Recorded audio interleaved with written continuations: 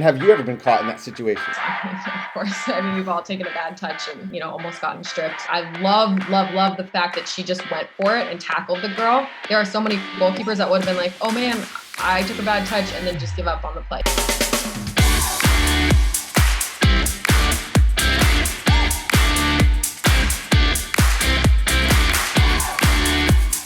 Goalkeepers!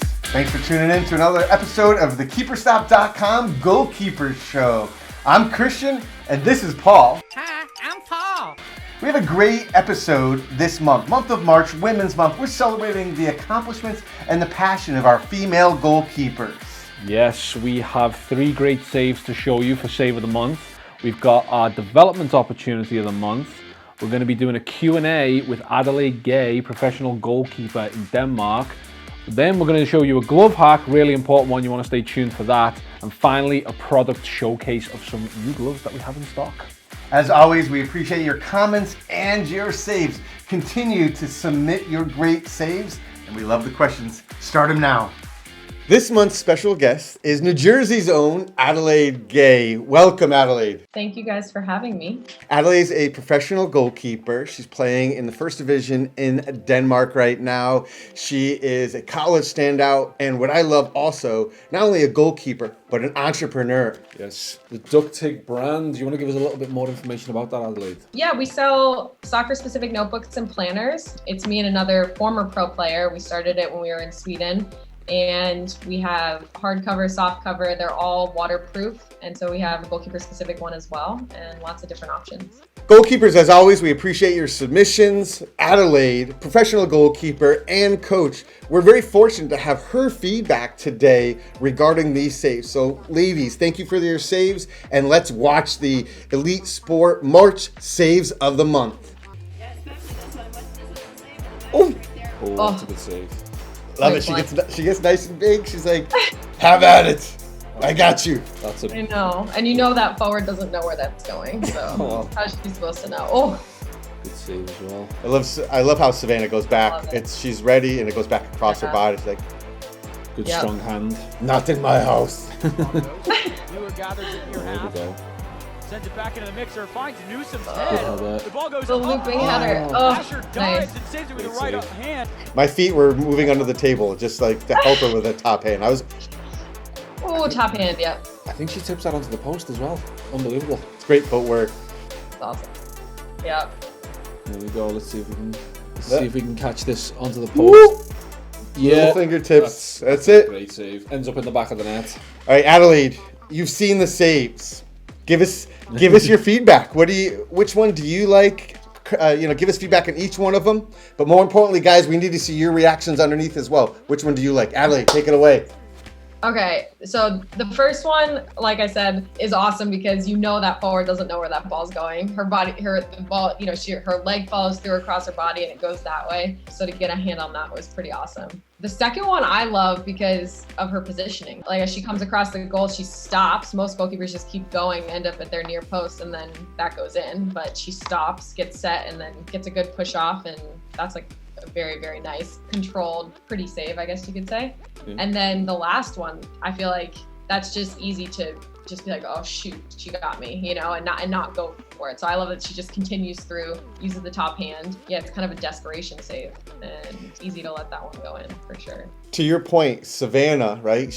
Her angle was perfect. That was save number 2, yeah. Yes, save number 2. Savannah's save went back across, and it looked like it was an easy save. But again, if she's out of position and if she's not set early, that goes in.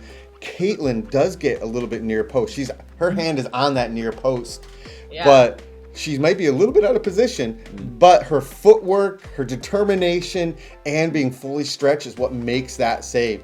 All right, so we're going to put you on the spot. Yeah. Which one's your favorite? Oh, man. And why? This is tough. I have to go with number 2 because I love positioning. She made her job easy because she's in the right spot. Good quality saves. I mean, Savannah was a really good save. The thing I liked about it was like if you on the slow-mo, you see a cross step in there. You don't see that very often anymore.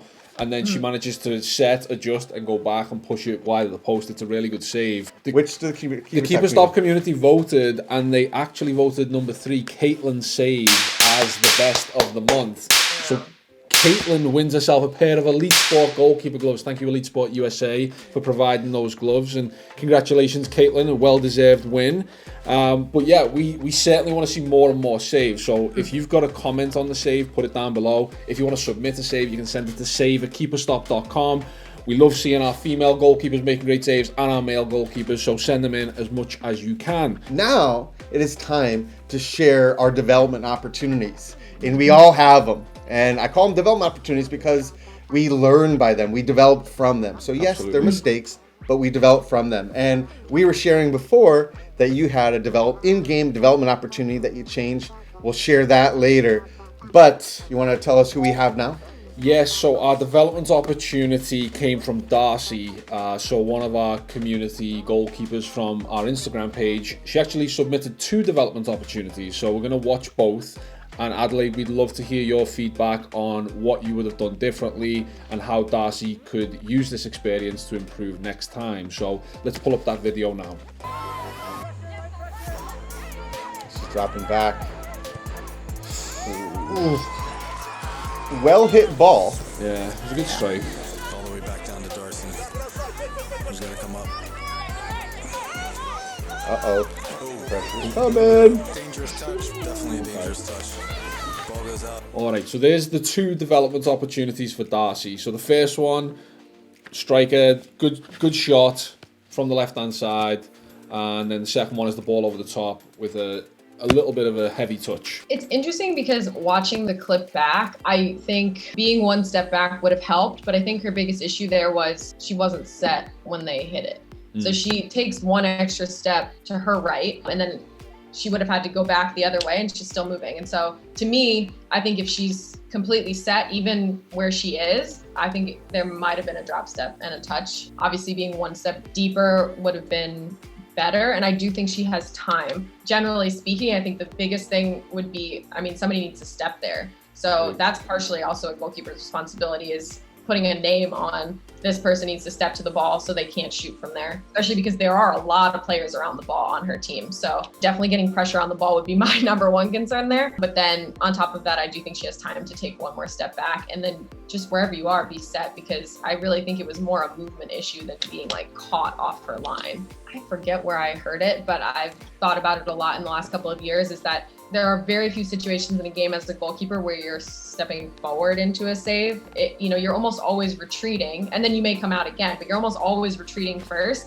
And so just making sure that your sessions have that element of moving backwards in them, I think is important, because it's so common to, step forward, save, or move across and save, which also happens. But I think almost always you're retreating. So I definitely think that shot can be recreated in training for sure.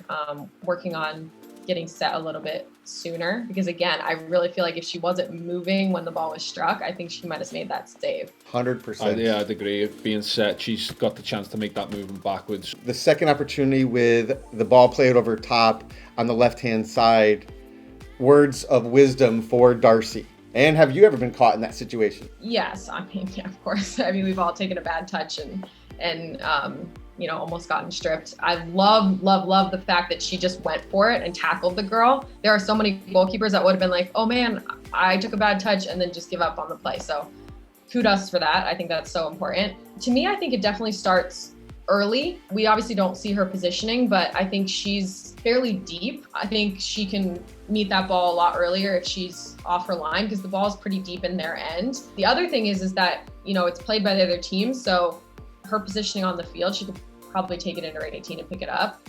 That said, if she's going to take her touch, I think, just going to take a touch and play with her feet, which is fine as well. I think just having that awareness early, because it's not the size of the touch so much as the direction. So taking it into a space where, you're going to have a little bit extra time, even if that touch is sort of backwards and to the side, that gives you some time. And then just knowing where your options are so that you're taking a touch into an area where you can play your option. So if that's onto your left and up the line, fine. But, I think the best option is to take that touch into the middle and try to find a way to play out. Love that.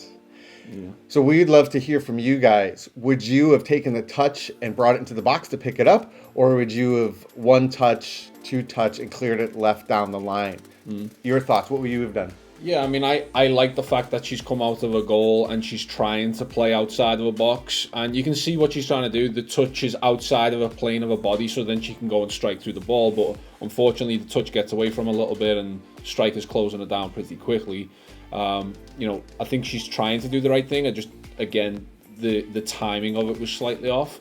But you know, we've actually got Darcy's thoughts on what she thought was happening at the time. So let's have a look at that video now and see what Darcy thinks.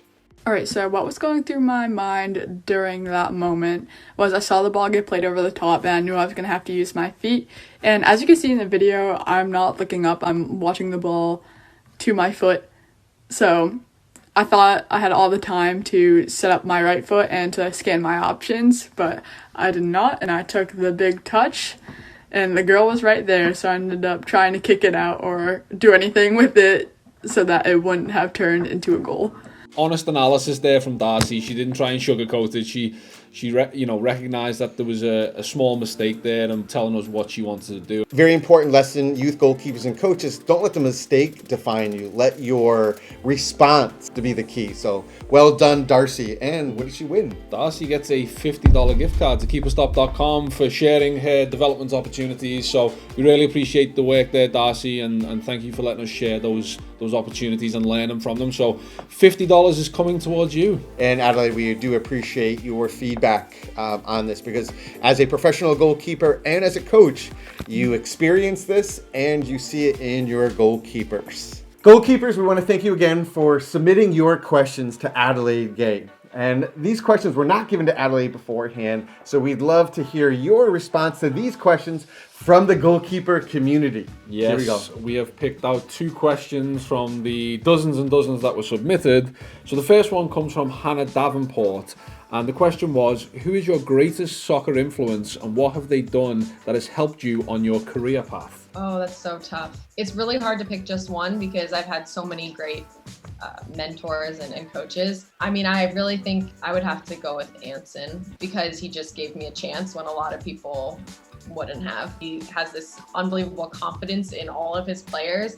And yeah, just the fact that I got into a game and I did well and he let me keep playing, I think changed the entire trajectory of my career. So from that standpoint, I think he was probably one of the biggest influences. But again, I've had a lot of coaches that have mentored me on an individual level as well. Of course, we all have a lot of great influences, so it's not taking away from anything from anybody else. But just for those that are watching, who she's referring to is Anson Dorrance, University of North Carolina, storied women's coach, tons of wins, tons of national championships. How many? 21, 22? I've 22.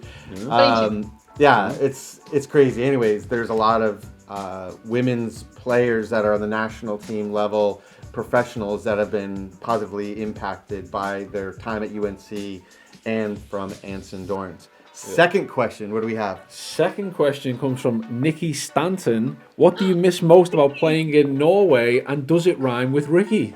I was like, wow, what a shameless plug for herself. Oh man, that might be true. I might miss Nikki the most about playing in Norway. She was my roommate while I was there, and she's now playing back in Chicago, and I miss her dearly. She had the best personality, and just made that time there so much more enjoyable. Yeah. Did you want a soccer thing as well? No, that was, we just threw that in there because we thought it was a nice little, as somebody, you said, shameless plug for Nikki. Somebody give me a tissue for Nikki and Adelaide. All right, so. But I guess that's a good point though. It's like the relationships that you forge as a youth, as a college player, as a professional. That's what makes this worthwhile. Is those stories, those experiences. The sisterhood, the brotherhood, the camaraderie. I mean, that's what it's all about, right? Well, yeah, I think especially like playing in college and then moving to a different country and you get new teammates from different cultures. And I've got friends that when I played here, they've moved, no, not many, moved all over the world, and I still stay in touch with them. And I've got friends in New Zealand, Australia. I've got friends in Central Europe, in the UK. It's amazing the relationships you make along the way, and they stand the test of time just from this sport that we play. Yeah, and you kind of go through those like really tough times together. I think obviously with Nikki, you're moving to a different country, playing for a different team, then COVID hits and you're like in quarantine, and our season didn't really go as planned, and a lot of other stuff happened, and you just kind of have a tough time, and those people that are there with you and for you are just priceless. So, Adelaide, pressing goalkeeper question. Finger protection or not, and what gloves do you wear? Inquiring goalkeeper minds want to know. No finger protection. I like to be able to move my fingers, and I wear Reusch. I love the speed bumps, free gels. Yeah, now they sell True Socks too, so I love everything about it. Yeah, absolutely. Well, Adelaide, thank you very much for coming on and sharing your experience and going over the development opportunities and the saves of the month. We want to thank Elite Sport for sponsoring the save of the month for March for the female-only goalkeepers. Also, if anybody wants to learn more about your DUKTIG brand, where can they go? Well, I am on all the social media platforms. My handle is @AdelaideGay or @AdelaideAGay. And then so is DUKTIG brand. So @DUKTIG brand, Insta, Twitter, Facebook, and then you can also go to DUKTIGbrand.com. Adelaide, thank you very much for being a special guest on the March Goalkeeper Show. Your passion on and off the field is inspiring. So from the goalkeeper community, the Keeperstop community, we thank you very much. We look forward to seeing you post-COVID. Now we're going to move on to our goalkeeper hack. What do we have? We are going to show you how to remove that plastic film off the palm that so many people struggle with. Let's check it out. Goalkeepers, Paul from Keeperstop. Quick handy tip for you here. We know how difficult it can be to get the clear plastic film off of the latex palms on the gloves. Great way to do it is to soak the gloves in warm soapy water. You can use something like this Reusch glove wash. Just warm water, a little bit of the Reusch glove wash, and soak the gloves for 5 minutes and work them with your hands, and you'll start to notice that the film starts to separate away from the palm. I'm sure you can see that there. A little bit of the water in the soap gets underneath the plastic film, and it makes it super easy to bring it off the latex without damaging it. So you can see there that whole piece has come off in one. It makes it a lot easier to just peel without damaging the latex. This comes off. The other great benefit of this is you're giving your gloves a pre-wash before you first use them. So anyone who's struggling to get that off, warm soapy water, and you'll be good to go. Goalkeepers, let us know in the comments what you think about that glove hack. I know from experience it can be hard getting that plastic off the glove, and to be honest, we weren't sure whether that technique was going to work, dunking them in the water, getting the soap, but it acts in two ways. You get the film off easier and you pre-wash your gloves, so you're getting 2 for 1 there. So definitely let us know how you got on when you try it on your next new pair of goalkeeper gloves. Now we're going to get onto the product showcase, and Christian has a brand new pair of gloves to show us for March 2021. Wow. Look at that. Hello from Alex McCarthy here. This is the new One Glove Geo 3.0 Vision. The new packaging makes it better to ship, so thank you, One Glove. Fits great, and as you can see right off the bat, I mean, we have the plastic on one hand, but we've taken off the other, and the grip is great. This is a Contact Pro latex worn by a professional goalkeeper, Alex McCarthy. The other thing is it's very ergonomic, it's breathable, so it's really comfortable on my hands. The other things inside the glove that you can't necessarily see are there's this echo patches in there, silicone forms in there that my fingers actually connect to, giving me a little bit better connection to each catch and each save. And this is a minimalist style glove, and it does feel very comfortable. Some minimalist gloves for me are too tight. This is comfortable, so well done by One Glove. I noticed that I had the removable strap, so you've got it on with the strap right now. How does it feel if you take the strap off?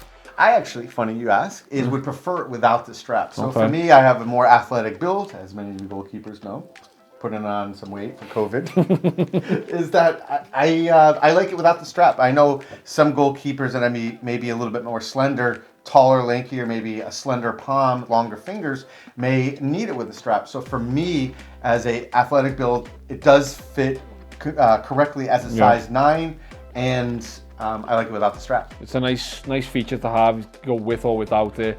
It's a truly stunning glove. I mean, it's very visually, aesthetically pleasing. It's classy. it's classy. This is, you know, your original goalkeeper glove was all white latex, white backhand. I mean, the fantastic looking glove. Very English. Very English, yeah. I really do like it. I think it looks stunning and really nice add to the lineup from One Glove. And if that wasn't good enough, you can buy the glove for $77 at Keeperstop. But if you wanted to, you could also have the practice glove, which is the all black negative cut soft latex palm. You get both gloves for $100, which includes free shipping. So that's a nice little glove package there. You got your game glove and you got your practice glove. Can't go wrong. Well done, One Glove. For more great goalkeeper questions and content, make sure you reach out to Keeperstop. We're happy to answer any questions. If you have questions on the One Glove Geo or any other feature product, we're happy. So just comment down below and we'll get to your questions. Yes, thank you for tuning in to episode 3 of the Goalkeeper Show. Make sure you put some comments in the section below. We love hearing from our goalkeeper community. Subscribe, save, add, do what you got to do. Make sure that you're following us. We love our community and we'll see you next time on the Goalkeeper Show.